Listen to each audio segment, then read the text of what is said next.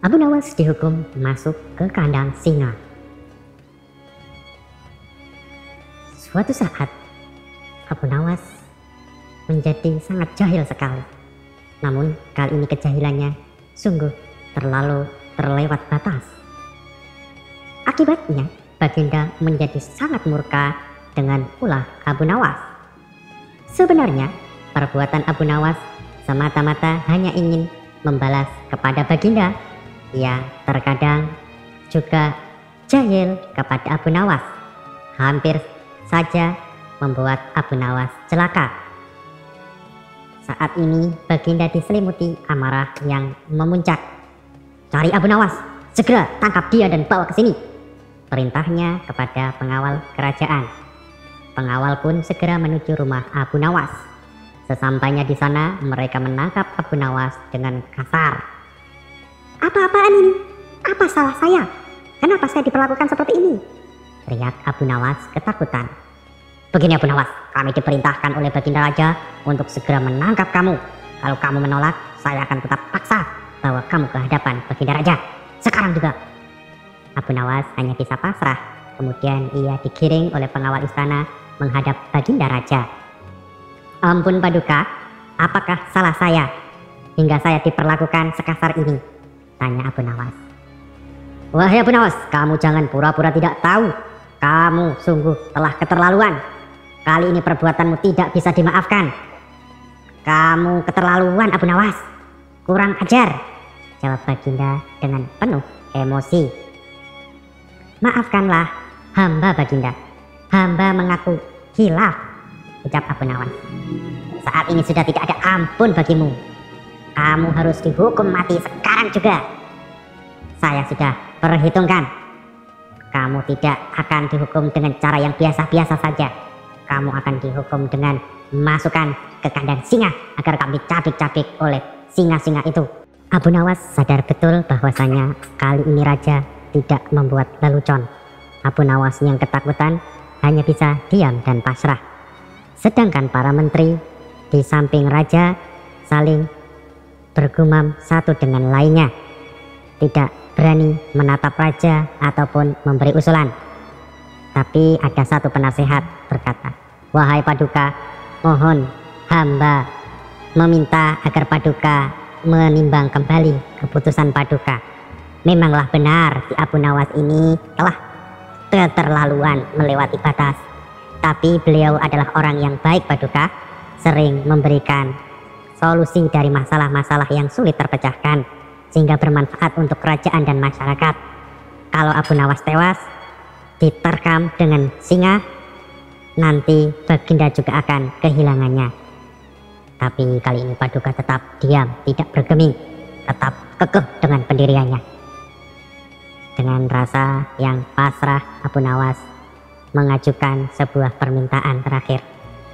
"Baiklah, kalau begitu Paduka, saya terima hukuman ini dengan pasrah.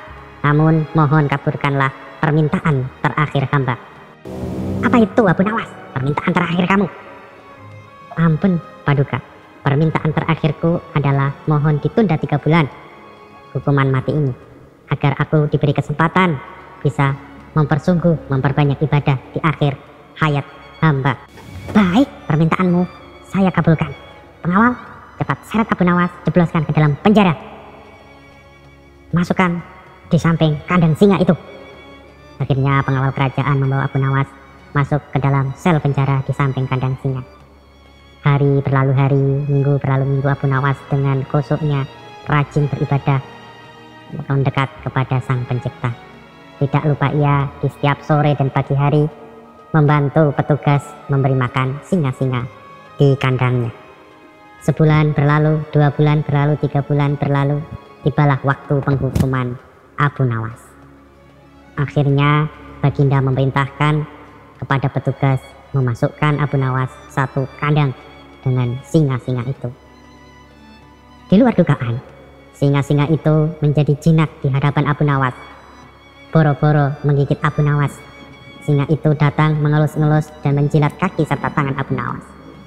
Melihat kejadian tersebut, petugas merasa heran. Wah, Abu Nawas punya kesaktian yang luar biasa. Kalau gitu akan saya laporkan kepada Baginda Raja. Akhirnya petugas melaporkan kejadian itu kepada Baginda Raja. Pak Awal, bawa Abu Nawas ke hadapan saya, kita Baginda Raja.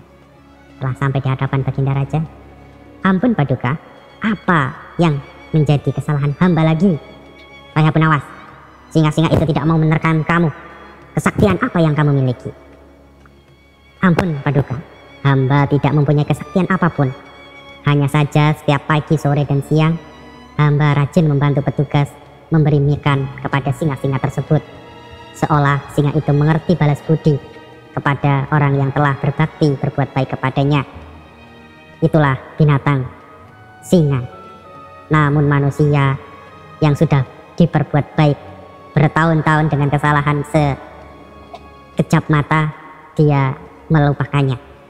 Mendengar pernyataan Abu Nawas, Baginda merasa tersinggung bahwasanya Abu Nawas sedang menyinggung dirinya.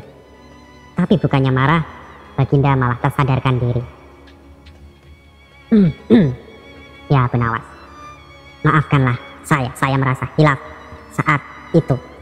Saya akan mencabut hukuman ini. Sekarang kamu kembalilah ke rumah dan bawalah upeti ini sebagai bukti permohonan maaf dari saya. Abu Nawas pun pulang dengan perasaan bahagia. Yang paling penting, dia merasa lega lolos dari hukuman mati kali ini, plus mendapatkan pengampunan dari sang raja, juga mendapatkan upeti hadiah uang yang banyak. Terima kasih, semoga bermanfaat dan terhibur. Banyak hikmah yang terkandung dari kisah ini. Bagi sahabat yang mengetahui, silahkan tulis di kolom komentar. Sampai jumpa lagi, dadah.